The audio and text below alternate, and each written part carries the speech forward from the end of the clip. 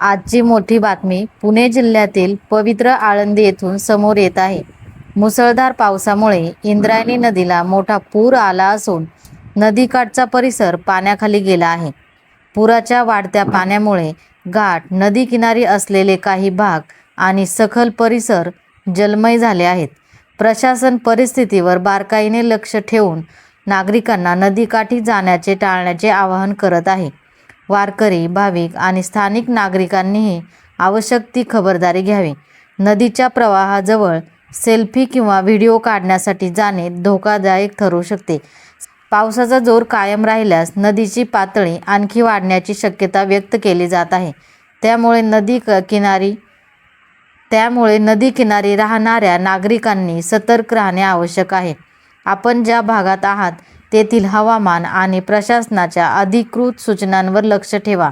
अनावश्यकपणे पूरग्रस्त भागात जाणे टाळा आणि स्वतःची तसेच आपल्या कुटुंबाची सुरक्षितता जपा. असेच नवनवीन व्हिडिओ पाहण्यासाठी ग्रामीण कट्टा या चॅनलला नक्की सबस्क्राईब करा. संपादक भरत मोरे, आळंदी.